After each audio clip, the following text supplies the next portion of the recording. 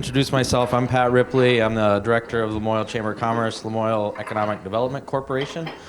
So thank you all for coming. This is our last legislative breakfast of 2023. They've been revived since the pandemic. Everything's been going very, very well, which is really nice to see. So we'll go ahead and continue these into the future as long as we have the support that we've been getting here. And so thank you for coming. Special thanks to our representatives who've been really great about getting to all these breakfasts, or as many as they can. I just want to get started by introducing our president, Greg Tatro. He had a few words for the group. Thanks, Pat. I want to thank Bill, who owns Smugglers Notch here, for allowing us to be here. He's been a good host, and he's been a heck of a community member over the years, too. He's always there to help us out and spread his knowledge. He's got a lot of knowledge, so he's willing to share it with me most of the time, at least. So I thank you, Bill. Thank you, folks, for coming, too. I know this is your day off, and we drag you out here 4 times a year, and we appreciate you coming and participating and giving our folks a chance to ask a few questions. So we appreciate that. And if folks out here in the crowd, just be civil and respectful, please, when you ask a question. Sometimes it can get a little heated. We haven't had that yet, I don't think, but I've seen it in the past. But these guys are just doing their jobs. They're doing the best they can. We may not agree with everything they do, or we may, but we still should be civil and respectful. So thanks for everybody for coming. Thanks, Greg. A couple other things. I did want to thank the Lamoille County Farm Bureau. They co-sponsored this event with us today. We couldn't have been able to do something like this without the help of some of our sponsors. If there's anyone from the Farm Bureau today who's willing to stand up and acknowledge themselves, or not. I know there's some over in that area. Thanks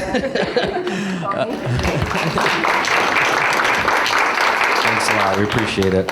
And we'll probably be looking for additional sponsors in the future as we continue these breakfasts. Just something to think about. I did see a couple of our board members. You already met Greg. Jeff Lindemer is here somewhere. There he is, over there. Thanks for coming, Jeff. I think that's the only other board member that I see today. All right, well, we'll go ahead and get started. By a quick show of hands, how many folks have questions of their own that they have in their mind today? Just a couple. Okay, so we'll go ahead and get started with the folks out here, and if we have additional questions from our gang, we'll do that. So the way this is going to work, we've got one mic at the table here today, so the reps have been pretty good at sharing in the past, so we'll just kind of pass that around.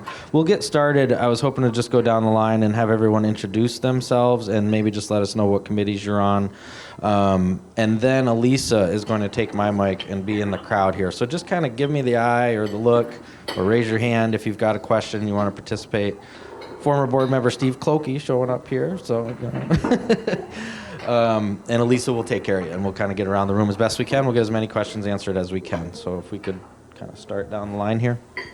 Good morning. It's nice to be here for the last but my first legislative breakfast. My name is Melanie Carpenter, and I am on my day 8 as a Lamoille County for the second seat. Dan is my seatmate, and I work on the Health Care Committee, and I'm really happy to be here and to hear your concerns and to talk with the community. Thank you. Good morning. I'm Dan Noyes. I have the pleasure of serving with Melanie, who's been amazing, even though she's only started just 8 days. She kind of got thrown right into the middle of everything in this crossover period. So great work, and it's been a lot coming at you. So, I'm on the Human Services Committee. I don't know if I said that, but... Good morning. I'm Lucy Boyden. I represent District Lamoille 3, which is Cambridge and Waterville, so I'm many of your representative. And I sit on the Government Operations and Military Affairs Committee. Thank you. Good morning. My name is Jed Lipsky. I represent Lamoille 1, town of Stowe, and I do serve on the Agriculture, Food Resiliency, and Forestry Committee, and I would like to just take time to thank Smugglers Notch and Pat. This outreach to our broader county community is very helpful for not just you but us, And my final comment to Smugglers Notch, thank them for this very delicious breakfast. But we had a little tragedy, not a little tragedy. Of course, all tragedies, many can be worse, but I'm a logger, and P&R Lumber had a very significant fire, uninsured, at their mill in Dan's, town of Wolcott. They lost the planer shed and most of their inventory of finished product. They're gritty, second-generation Vermonters, and we're going to make sure they stay in business. They're the last operating sawmill in Lamoille County, so it's significant. And they're the second largest employer in Wolcott. Now, that's not saying a great amount, but it's very significant for that town, so be thinking of them. Thank you. I'm Rich Westman. My morning committee is agriculture. My afternoon committee is appropriations. If I duck out early here today, it's because the appropriations committee is working, and we start at we're supposed to start at 9:30, but so that's running. It's a huge loss to lose a mill like that. That leaves. In my district, there were 2 mills, one in Fletcher and one there, and the one in Fletcher is the only one left. So, and I remember a time when there were mills all up and down this county, and it wasn't that long ago. And so it's a big loss to the forestry community here. Thanks, gang. We're going to go ahead and take some questions. If anyone really wants to be first. I know it's always hard. There we go.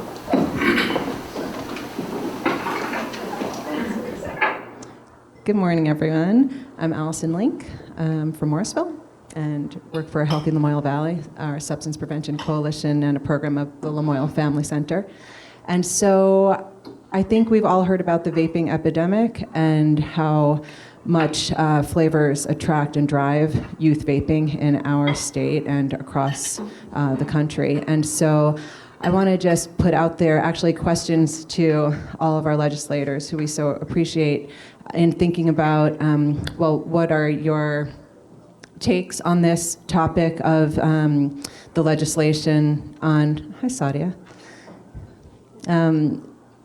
on this topic related to the elimination of flavors and including menthol, and also what you're hearing in the community, I think, and what your questions still are, so we can help get you the information to make the educated decisions. And it did just pass, S18 we know just did pass out of the Senate, and we also know that it was in Senator Westman's committee and passed out 7-0. And I was curious even to start with Senator Westman as to what the testimony was that you heard that you think led to those decisions. So thanks for the opportunity. It wasn't what we heard in committee.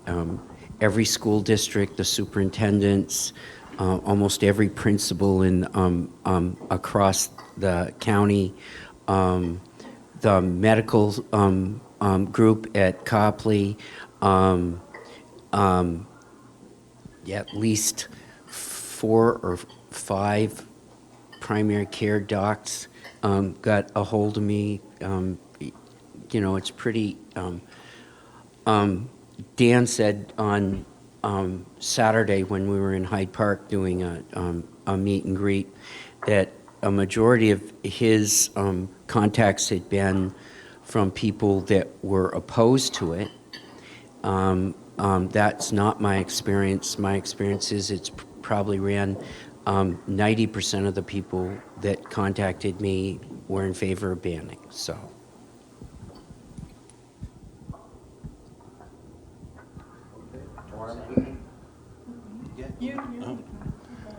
So this is going to end up in the Human Services Committee. I'm not sure if we're going to be taking it up this year. I hope we do. It is just coming over, so it will kind of bubble up through. Right now, we're starting in on some child care legislation that came over from the Senate. So after town meeting, House committees typically work on Senate bills, and the House bills over in the Senate get debated over there. As for vaping, I've been getting a lot of emails of people saying prohibitions don't work. This is $15 million worth of tax revenue to the state. Don't take this away. But when you look at the flavors that are like Tutti Frutti or whatever, it's obviously marketed to children. It's not a good idea. This is basically just a way to deliver a very addictive product, nicotine, and once people get hooked on it, it's really hard to get off. So I don't know how many people are ex-smokers, but it's not easy to quit. I was talking on Saturday when we were having a coffee with the legislators that I was at a restaurant and there was a couple near us and she was wearing a hoodie and she was vaping out of the string that goes around the hood. So I was like, okay, so these are like, more for concealing it.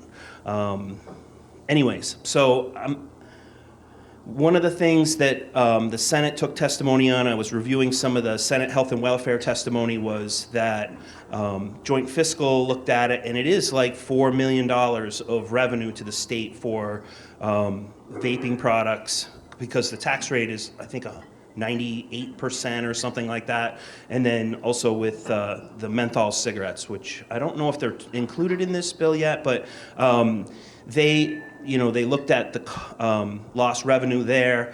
But then when you pull up the Department of Health's testimony to the committee, it was like $400 million in additional costs to Medicaid health care to people who are smokers. So, it's definitely going to be something we're going to have to look at. I'm looking at this bill as well. It's just coming in. But as a former principal and a teacher, this is a huge problem in our schools. We, 10 years ago, could start smelling this Tutti Frutti bubblegum stuff in our classrooms, and we're like, what's going on?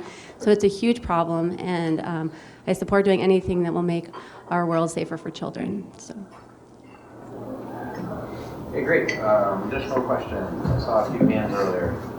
Don't be shy, or I'll start asking questions.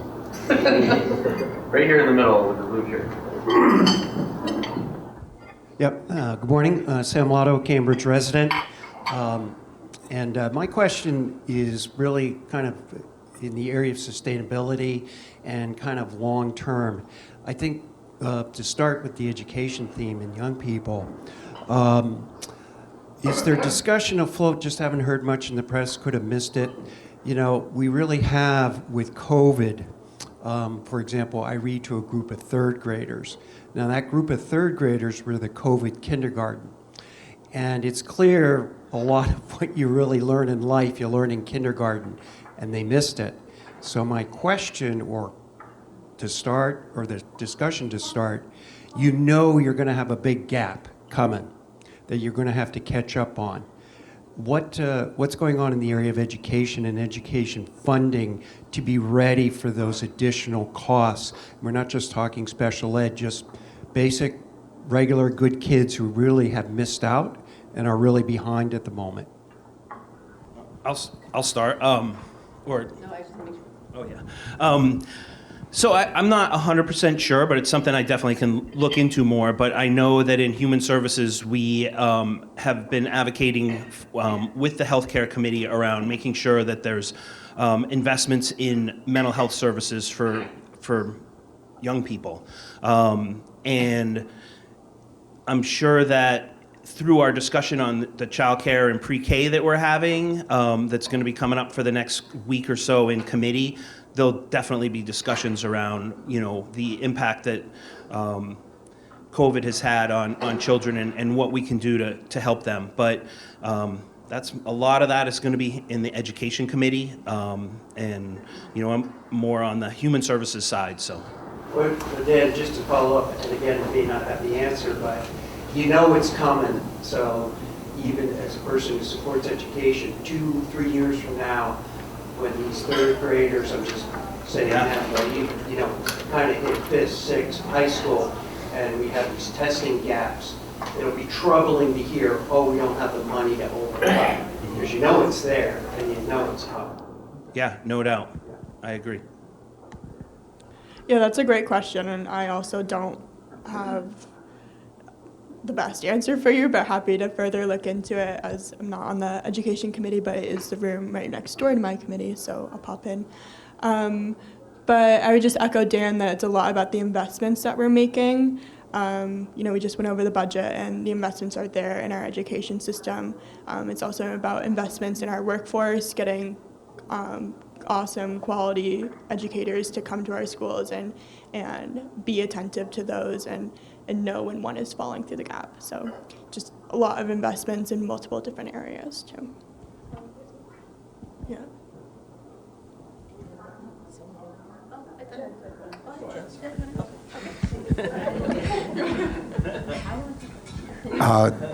Thank you for considering me. Again, I'm not on the education committee, but I have served on 2 rural school boards for 10 years of my life. I campaigned as the less educated, classically, of the candidates that were running in my district. But when it comes to education, I had no higher value, what I believe is probably the most important civic responsibility in our society. And so when it comes to that, the impact of COVID, I'm well aware of that. I was what it called texting or emailing with the superintendent of our school last week multiple times, the chairman of our school board. Education is one of the biggest expenses that our communities invest in. As I said, if we care about our future, we invest in our children, quality education, which I think Vermont does well. In our committee, a initiative called Hunger Free Vermont and universal school meals passed before our committee. And you might say, well, what does that have to do with education? Well, the fact is, when kids come to school without having breakfast, they can't pay attention. You know how many, literally billions of dollars we invest in Vermont education.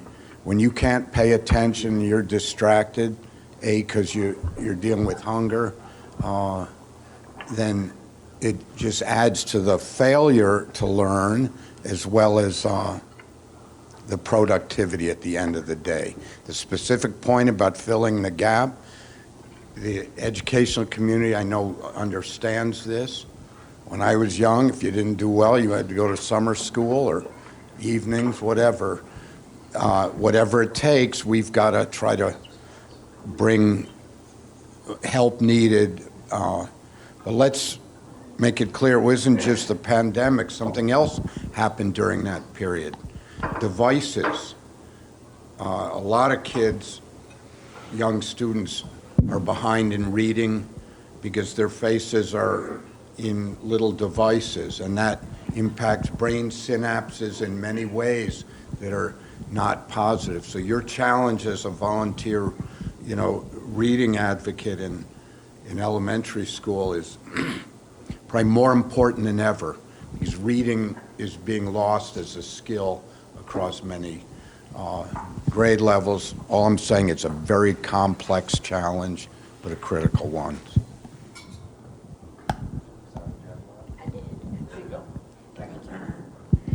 So just to add on to all the things that everyone just said, so it's a bit more. So in our body, as Lucy just said, we just passed the budget, and so we're investing in, and Jed just said, we're investing in feeding children, in the infrastructure of the buildings, making sure they have quality buildings to be in during these times. And I just want to preface and circle back that all the kids are regular good kids, even if they require a little extra support. And so in that same notion, I actually just spent Saturday at an Education Justice Coalition conference from 9 to 5:30, full of educators who are excited. And so the way we support is by supporting the workforce development to make it possible so that the funds and things are there so that we can have quality educators that are equipped and well-rounded, because there was burnout. Not only the students were struggling during this pandemic, right, but the educators as well. And with that influx came so much more demand on their workload, because now they are navigating so many other things on top of trying to teach basic education. And so it's really a complex overhaul of making sure the infrastructure financially is there to support all of the things, including the educators, as well as advocating for the students, so that everyone's needs are met, so that they can fill in those gaps, because everyone is struggling, not just the third graders, all the way up to high school, and the 7th graders, and the 8th graders, and it is everywhere. But together, we'll get this done, yes? Thank you. Okay, great. Let's do another question here. Let's let Tony back there.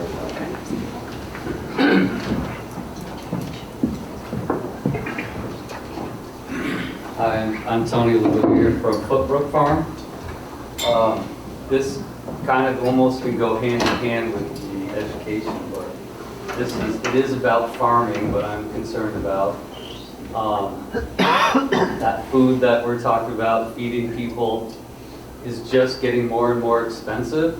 There are no employees around here, as we know, even here at Smugglers Notch. So we're all using the H2A program or H2B program. And that rate continues to go up. I don't really want to get too much into this part of it. There's an inequality there from state to state, which affects our farms, any farms that sell out of state. But we're going to leave that one alone for now. Just making sure you understand that certain states could literally be $3-4 less an hour per employee compared to our state. Thus, increases, it makes it harder for our farms to survive. So then we get to the Clean Heat Act, and I think all I want to say about it is, if this is going to affect farmers in the very near future, you know, your expenses on the farm could go up $5,000 to $7,000 more dollars just in those simple 70-cent increases, let's say, which I've heard it could be a lot more than that. But for us to change over everything, you know, you're talking about anywhere from, say, 10 to 30 of these new units, the heat pumps. So I'm not sure how someone like me who isn't making millions of dollars is going to be able to pay $10,000 per unit and still be in business. So that would be my question to you guys. That's all on that, Rich? They've got the bill right now. I think I get it because I'm at the end of the table. So the goals around S5 and the Clean Heat Bill try to meet the standards that we've set for ourselves and that we've agreed to in compact with other states to reduce our carbon emissions by 2030 and 2050. And I might say that what the first piece around that, our two largest areas of carbon production are first automobiles and second thermal and heating homes. And so what we chose as a state to do is go after the thermal and create reductions. The numbers that you give on the cost of what this is are really numbers out of the air. We set goals, we set the parameters in S5 as a state, but we leave the details all up to the PUC and the Public Utility Commission to draw up the framework of what this all looks like. We won't know what the costs are to this until the PUC draws this up in 2025. What we added in the Senate at the last minute in Senate appropriations, and I supported that, was a look back, so it has to come back for a vote in the legislature when we really know what it's going to cost. The environmental groups will tell you that this only costs 4 cents a gallon. There's been some groups that say, it was mentioned in the administration, it might be 70 cents, and there's some of the more conservative groups say it costs $4. So you pick your number, and I'm not sure where it is in all of that. I think the problem we have in that is and I voted no on the bill, and not because I don't want carbon reduction. We're the first state in the country that's trying to do thermal. I personally think that we should have done gone after cars first. 5 states are in front of us doing working on auto emissions and reductions there and that. But the real problem I have is if we don't have a plan put together by 2025, and our goal is to have huge reductions done by 2030, there's not the plumbers, the electricians, or the people to do the work out there to get us where we need to go. And what we're trying to do is put some sort of a charge on fees, and then for those people that are under 60% of the median income in the community, give grants to those to help them switch over their heating systems. And from my point of view, what's going to happen is, because there's so few plumbers and so few electricians to do the work out there, that the people that have the money right now are going to start to make the changes. And they're going to suck up all the resources of the people that are out there to do the work. And low-income people are going to be sitting there. They may have a grant, but they're not going to be able to change their systems out. And if the bulk of the cost of this lands on low-income Vermonters, that will not be good. And if we don't make our goals by 2030, and we've set the expectation up there, and the program looks like a failure, that will do no good for the overall environmental community here. What we do, we have to be successful at as we do this. And I think that the goals are where they should be. The practical side of getting there, I think, wasn't there for me. The bill is now in the House. It will be interesting to see what they do with it. Back to you guys. Okay.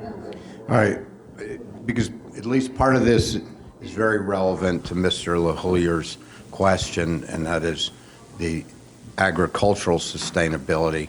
But I'm going to back up and really underscore what Senator Westman said. I couldn't agree more with him.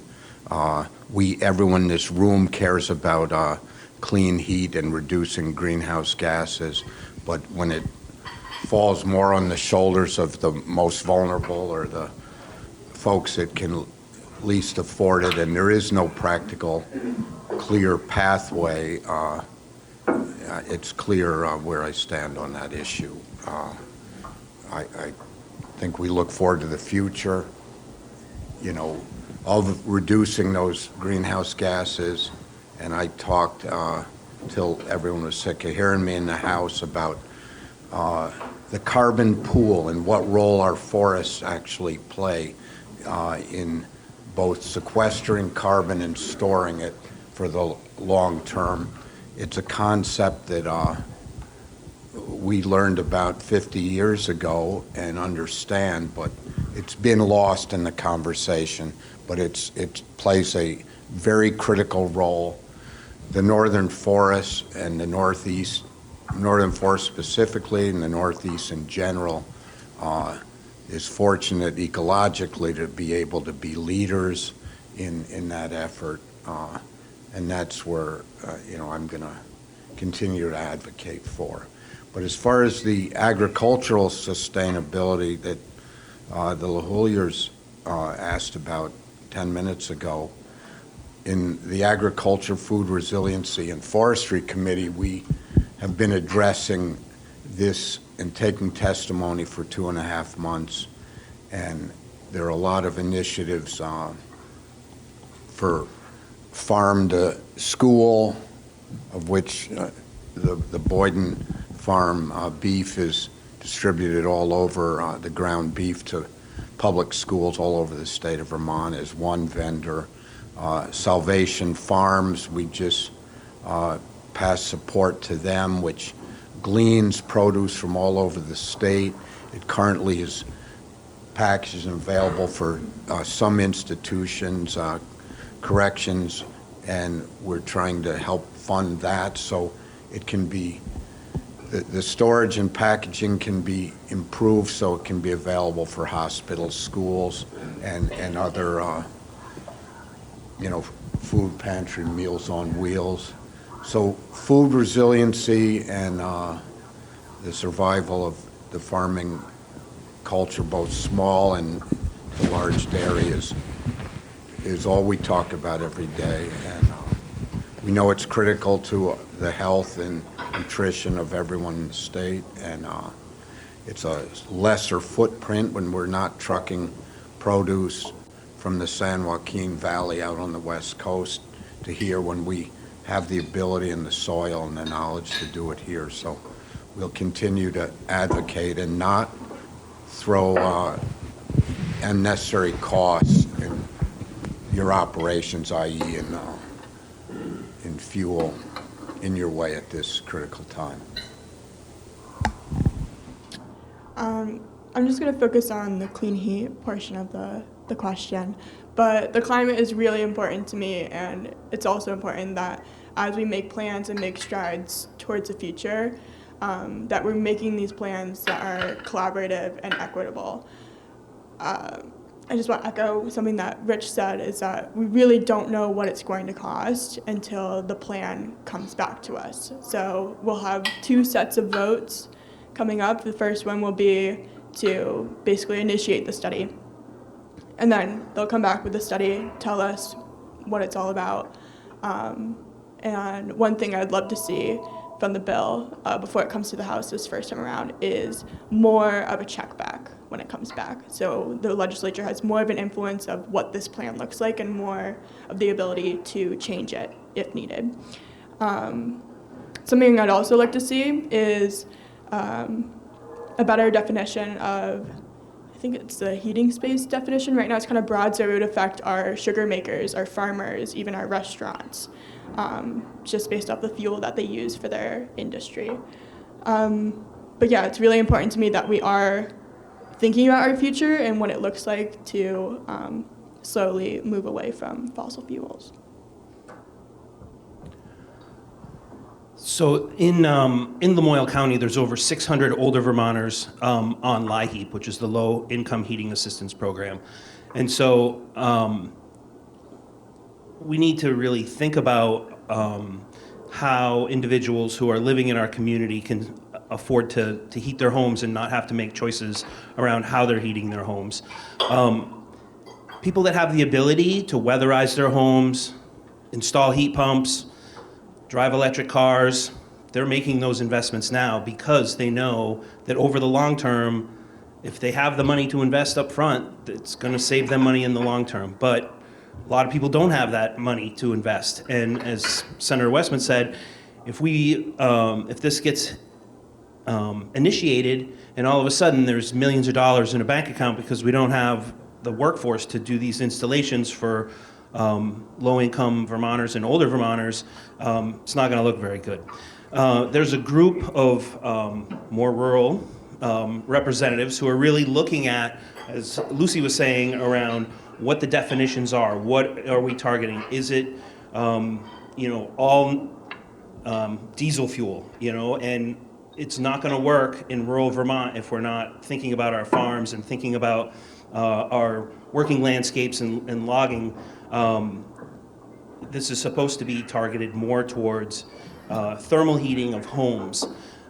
So around those definitions, the other thing is there's one check back. I'm really interested in having us have a glimpse at this thing in the legislature as it's coming back before the final is given to the legislature to vote on. That change that they made in Senate appropriations allows us to have a vote on it instead of the original bill, which just implemented it. I'm also in that legislation also. It's kind of a take it or leave it.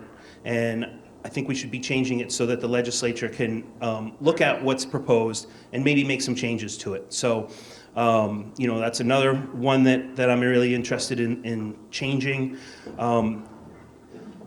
If the hard part is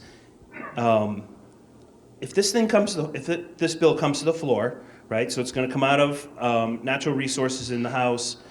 They'll have the votes. So, the opportunity to make the changes for rural Vermont is now to really be looking at how this is going to help people stay here and not make it harder for them. So these are things that I'm going to be looking at, the checkbacks, being able to vote on it and make changes, and then also really thinking about how this is going to impact older Vermonters. I don't have a whole lot more to share than what has been spoken here and such wisdom that has been imparted already, just about the thoughtfulness of wanting to support our initiatives for climate change and to reduce our carbon footprint, but also to have planfulness and thoughtfulness. I've been in this seat for 8 days, and this is the issue that I've heard the most about. And my neighbors are coming this afternoon. They're plumber, electrician, and we're all farmers on our street, and this is what they want me to hear. And so I am listening carefully. I'm listening deeply. It has to be equitable. It can't land on the shoulders of our farmers, our insecure, heat insecure folks. And so I'm concerned, and I'm listening deeply and learning a lot. But I want you to know that this is the number one thing that I'm hearing, and so I will be taking it seriously as it comes into our committees and our vote. Thank you. I think y'all saw that. Great, thanks. I did want to introduce Lieutenant Governor. I know you're enjoying your breakfast right now, but feel free to jump in when, as you feel appropriate. You want the mic? Sorry.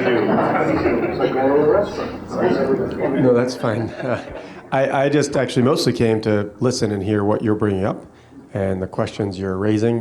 David Zuckerman is my name. I have a clipboard with a sign up for a newsletter from the Lieutenant Governor's office if you're interested. You won't get political emails during campaign season. I do keep a line between those two things when folks sign up for Lieutenant Governor newsletter. Sorry I'm a little bit late. I had a little longer drive and had chores to do this morning with chickens and pigs. But really I'm here to hear from you and the questions you're asking the legislators, and certainly I'll stay around a little bit afterwards if anybody wants to directly communicate. Thank you. Additional questions? Do you have another? Oh, Rick. He's on a mission. We'll get back over to you.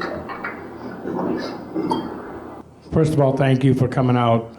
My name is Joe Tisbert. I own an Valley Dream Farm over on the Pleasant Valley Road. I'm also state president of Vermont Farm Bureau. One of the things, this is mostly for you, Rich, Working Lands is 10 years old.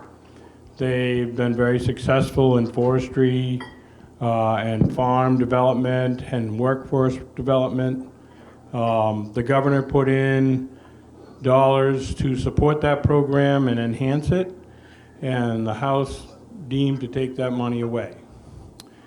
It's now, I believe, in your guys' court. Do you have any interest in putting it back, the funding back to where the governor has set, or is there or what's your thoughts? We're a little early in the process for me to be able to tell you exactly what we're going to do. I think there's a lot of support in both in Senate Ag and in appropriations for the Working Lands Program. And I would be surprised if we went,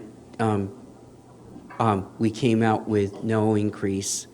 The governor had a $3 million increase, and I don't know if we'll be there, but I certainly would be surprised if we don't add money to Working Lands. Thanks. Lisa, we got it. I just, Joe has come into our committee a few times, and I want to thank him and his advocacy. But this Working Lands initiative has played a very critical role for small operations, giving them a little boost. These are not the giant grants that many industries receive, and you should know that it's always fully funded, and there's a waiting list of, if there are 50 grants initiated in a year, there's still 180 hoping to maybe resubmit a modest request in the next year. So the demand is there, the need is there, and we're hoping it gets brought up closer to when it left our committee. Thank you.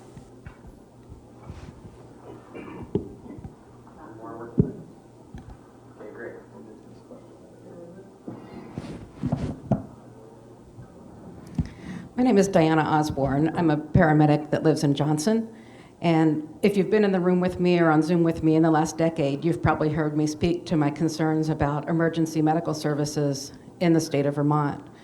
I'm also concerned when I see the headlines now about public safety in general. I can't think of a more critical and inclusive issue, really, because if you're a human being in Vermont, you're affected by public safety, whether it's police, fire, or EMS. 25% of our budget in Johnson goes to public safety. Municipalities are struggling across the state, whether it's EMS in Brattleboro, sheriffs practically everywhere. It's such a huge issue. And my question is actually one of a practical one now.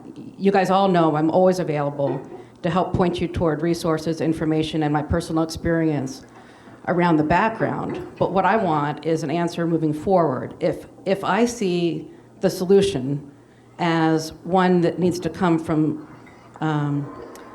creating a state statute, basically mandating that municipalities provide a basic level of public service around police, fire, and EMS.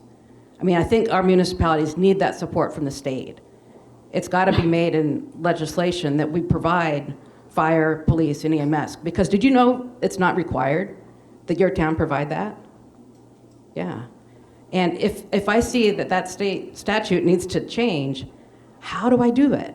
I keep coming to these meetings and pointing out the problem, and the solution seems to be to do this, and I don't know how. Yeah, how do you do that? So this is a topic that my committee, Government Operations and Military Affairs, just took up last Thursday or Friday. So I'd love to connect with you afterwards. But what we were really focusing on in committee is for towns to provide their own public safety and police. So you're looking more broadly at all of the services, which, we really do have a shortage of services, especially in our more rural places. I think right here in Cambridge, right now, EMS is being serviced by Fairfax, I believe. But when we're looking at our current process right now, it's really kind of jumbled. If we're looking more towards Chittenden County, you're getting some police from, say, Colchester, EMS from this way, and state police also coming from this way. It's really not making sense, and then you have to think of the people on the back end, too, who are doing all the tracking and connecting all the different lines, and to take good notes or minutes to track everything that's happening. It's really, our system does not make sense, so changes do really need to be made. Do you want to touch on what the Senate said? Just really quick, you have a really good advocate in the State House, Drew. Do you know Drew Hayes? Yeah, I had dinner with him a couple weeks ago. He's a great guy. He's really down there trying to advocate for exactly what you're talking about. And, I'm glad to hear that it's gaining some traction in Government Ops Committee. There's also some legislation that came out of the Senate that's drastically going to change how our sheriff's departments look and what impact that will have on Lamoille County. I'm not thinking it's going to be very good. And it's really targeted at, everyone's seen in the news, some bad actors who are sheriffs. And, sure, we want to figure out how to get that out of our systems, but we also don't want to hurt the good sheriffs and the parts of our law enforcement that's functioning as it should, and not, like the ones in where Franklin and Addison were. So. We met with Drew Hazelton last week in the Healthcare Committee, and there's some legislation that's going through trying to look at how we reimburse EMS for their costs. So much of it gets kicked back to municipalities. So there is look at how to change how things are reimbursed. There's money being put in appropriations to help offset some of the shortfalls that municipalities are having. Drew was speaking about how so much is done for fundraising in towns to try to support this. And it was astounding to hear some of the figures that are coming out. 119,000 calls done in 1 year for the state of Vermont. And so we're working on that. And there's also some workforce bills that are in place to try to retain and assist in education and licensure for EMS. So there are pieces, but I hear you're saying a bigger system-wide thing, but I just wanted to speak to that there's being some advocacy and work towards that in our emergency services. Great. I was going to jump in and crowbar in a question here. Paid family leave. I'm not sure if anyone in the group has had concerns about that, but it seems there's kind of two approaches to this right now in the House and in the Senate. The Senate has put this in the child care bill as just a parental leave. However, it appears the House is approaching this more as a holistic, quite generous in some people's opinion, paid family leave program. Up to 12 weeks, I believe, is the number. So what we're hearing from employers is the 12 weeks is the concern. If you look at it, you can look at it almost like a quarter of the year potentially, losing an employee. There's a definite fear out there, and I just want to communicate that to the reps here, because it may not have been heard in committees and whatnot at the State House. For one reason we're being told is businesses are kind of in a bad spot to testify against this bill. You look like you're anti-worker if you're testifying against this bill. But what I can tell you is there's a fear there. And it's not so much based around the cost of it. It's based around losing employees at a time when workforce is a real issue. So I'm just wondering if there's any sensitivity to that from the group here. Yeah. And if there isn't, I hope you can hear what I'm communicating. Okay, is this on? Okay. Everything's on. Okay, great. So we actually worked on this in our committee and quite a bit. And so the thing, we took testimony from actually quite a few employers and even Chamber of Commerce from around the state. And so I'm really disheartened to hear that employers feel that they could not come and testify out of fear of appearances, because that's really unfortunate, because that really doesn't help the process at all, because that's why we take testimony. And we did take quite a bit of testimony, about 3 weeks to be exact, from various perspectives from employers to employees and Ledge Council, all kinds of folks. And what we've heard is that, and we looked at also research from other states that have this programming and what that looks like. And in finding that, a lot of the numbers of the people who utilize the programs are significantly low. And so there's a couple of caveats that I feel the need to mention. This is not to replace your vacation days or sick days. This is for serious health conditions, the medical leave portion. It's for life-threatening medical conditions. This is not if you have the flu. This is not, this is not if you need a sick day. That's not what this is for. And it's an insurance policy. It's not something that you just access, right? So you buy in, you pay into it, and then you access it when you need it. When we looked at the statistics from other states, the percentage of employees that they had that actually utilized it were very low. I'm talking about, I believe it was around the 6% margin. With the 12 weeks, the reason why we're looking at 12 weeks is because of the time it takes to bond with a child when someone gives birth. That's for the parental portion of it, right? Because there's different aspects of what we're addressing here. And so in order to have that connection time, because if we circle back to what we were talking about earlier, the children that are struggling in schools, a lot has to do with connections to families and those things. And so when someone gives birth, adopts a child, or takes in a foster, it is important that they have time to build that relationship with that child for child development and of that child's behavioral and just normal child development. And so and the most important thing also is job security. And yes, I hear the concern that 12 weeks is a long time. This is only if someone needs it. This is not for someone to take this is not vacation time. This is life-threatening if something comes up in an emergency. And if you don't have it, we have insurance on our cars, we have insurance on our technology, on our homes, life insurance. This is an insurance to help ensure that in the event you need to take this time, you have the ability and the income to be able to not lose your home and not fall into default because of an illness. I hope that was helpful. So under Vermont, the FLMA, you can take 12 weeks off unpaid to care for a loved one or yourself. So there's 36,000 Vermonters over the age of 65 still in the workforce. Many of those individuals will be caring for a spouse or having somebody care for them at some point. We're tied with second in the nation of percent of workforce over the age of 65, with like Nebraska or somewhere. I think it's Nebraska. So our Medicaid reimbursement rates to provide in-home care are so low that you're not going to find anybody to really help you. So you're going to have to care for your parents or your spouse if they need that level of care. And so you can take the 12 weeks anyway, so losing that income could really hurt people.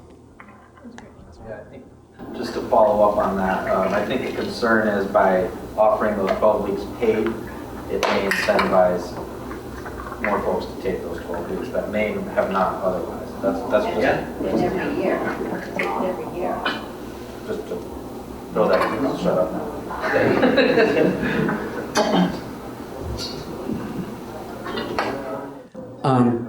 So I think the Senate is in a position different than the House, and when you hear the President Pro Tem, you hear the Chair of Appropriations in the Senate, and as we talk, the three priorities that I think is pretty much unanimous across the Senate that we hear from people is housing, broadband, and childcare. And those are the three areas that are going to require quite a lot of money for us to get to where we need to be. And those are the underlying priorities that you'll hear from the leadership in the Senate. We passed a child care bill in the Senate in the last 10 days. And within that child care bill, and there was a payroll tax in that child care bill. And what they will pay is up to $600 a week for an individual to go on family leave, or whatever you were paid in your job. So if you were getting $500 a week, you get $500, but in that step. And that's embedded in the child care bill for the first 12 weeks within that. I think the feeling is in the Senate across the board that child care is the priority. Will help with the first 12 weeks for a family that has a kid. In the background, and it isn't talked about a lot, very much, there is a program that the Scott administration has been trying to get off the ground, and they've negotiated through the contract with state employees to include it in a voluntary paid family leave program. So the governor has a program he's trying to get off the ground that's not tax supported program, and child care up to 12 weeks will be taken care of, but it's in the context of the overall of child care. And I think the fear is in the Senate that there are so many issues out there, and so that if we don't concentrate on the things that are the priority that we're hearing from people, that we won't get this done right. And so there is a focus, I think, in the Senate that is different than in the House in the overall. I might as well weigh in.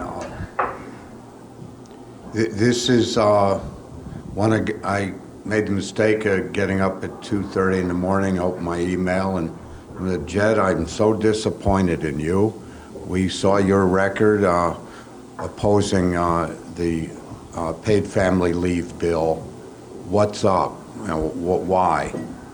So I'm here to be totally transparent.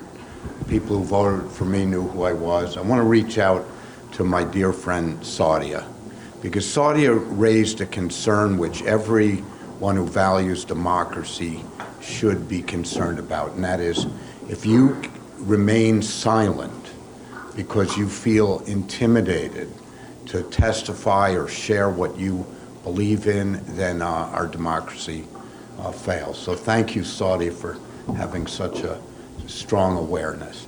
But in my case, I'm more in Senator Westman's camp, in Stowe, housing, early child care, and workforce are the big three. We've got a lot.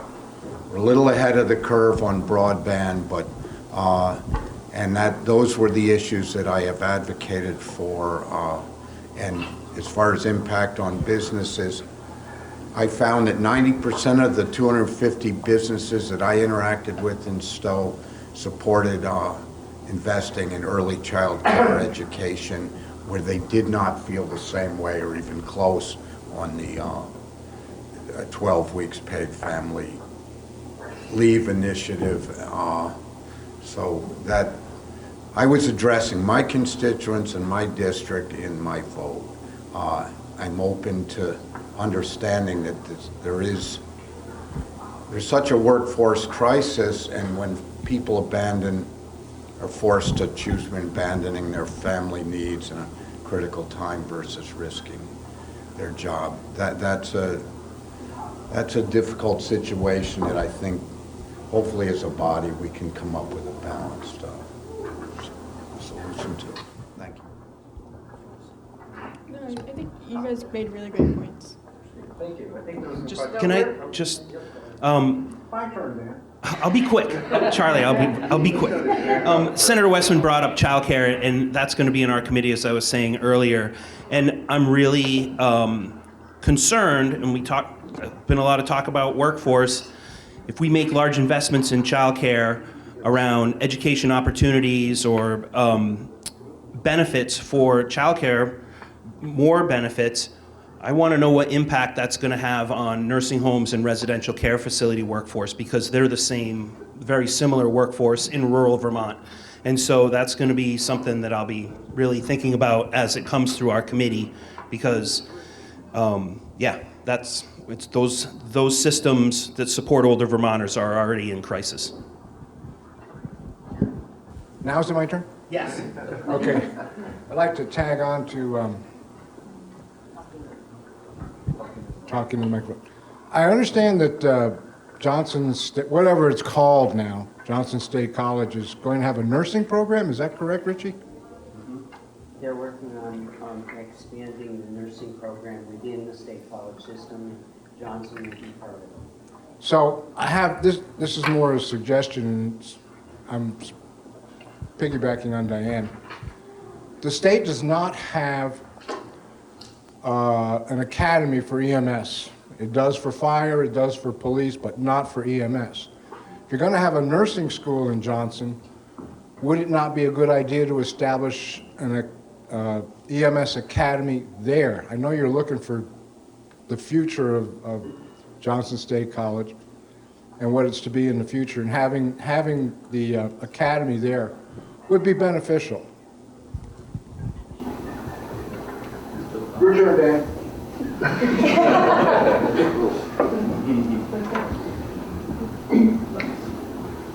Go ahead, Yeah, go ahead. Did you guys have a response to that, or is that more of a statement? Yeah, great idea. We got another question. We got one back here. Okay. It doesn't pertain to, was there a response I was waiting? Or? No, go ahead. Okay.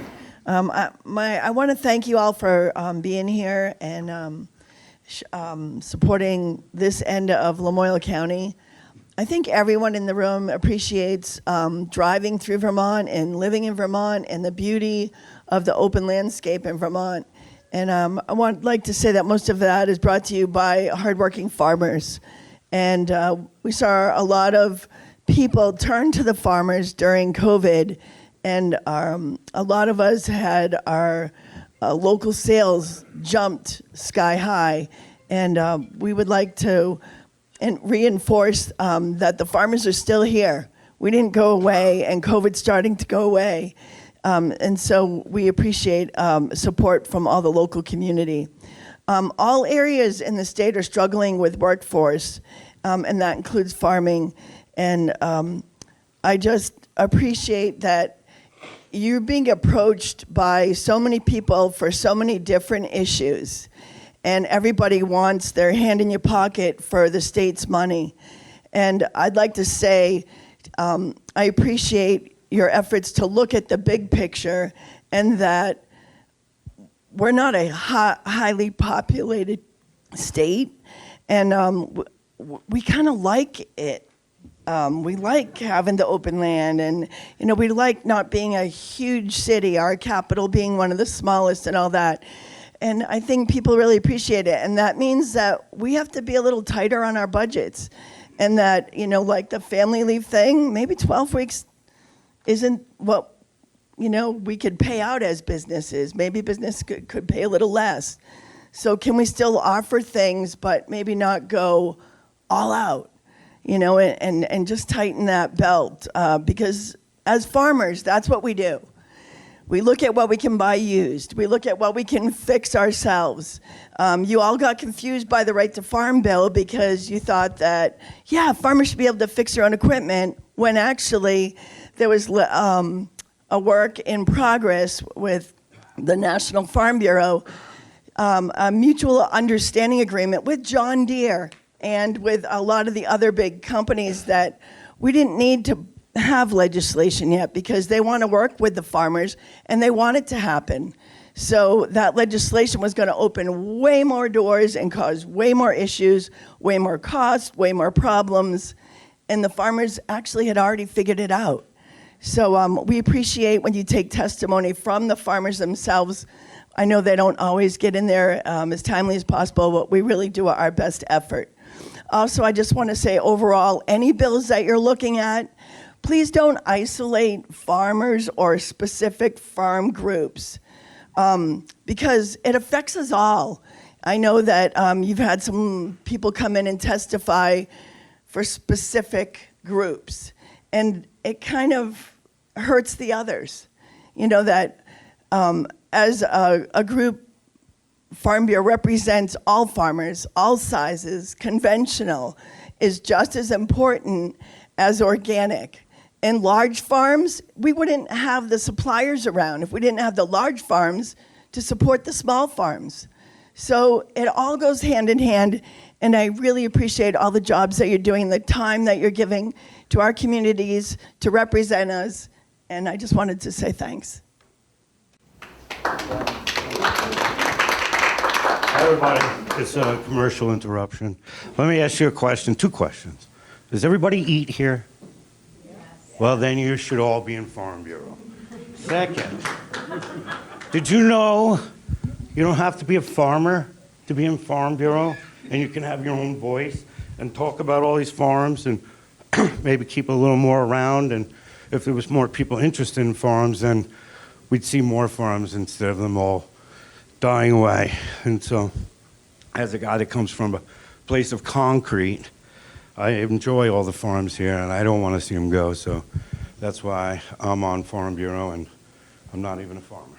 So, and I'm the president of Lamoille County Farm Bureau. We've got about 5 minutes. Usually maybe a question or 2. So I see Ron back there.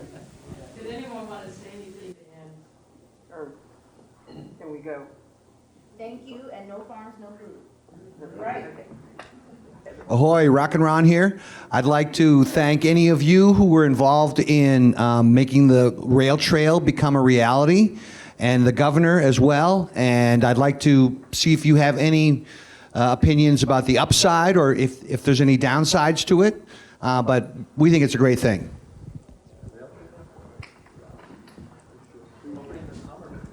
Yeah, can't wait for it to be open for sure.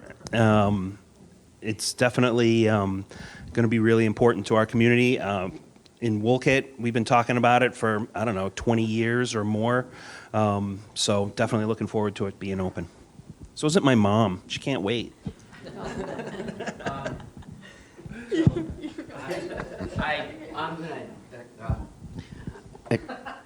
When I think of, I was chair of transportation 20 years ago when we rail banked the rail trail. I've been with this every step of the way, and it's one of the few things that I can say, I think, in my rather long career in the legislature that I'm most proud of. And I think it's going to be great for the area. I think the governor has planned events and ribbon cuttings up and down the full length of the 93 miles of the trail early summer. And I think there's a lot for all of us to take advantage there. And I think it'll bring a lot of people here, and it will be a boon to the area. And I'm pretty proud of it. And I remember when that went in the budget and Senator Westman stopped me in the hall. He goes, I think we got the rest of the rail trail in the budget. It was right outside of Route 10. I just mentioned something to that, which is, you think about it, the 20 years that were mentioned by different people up here, this kind of project, and there are policies talked about today that may have ramifications over 20 years.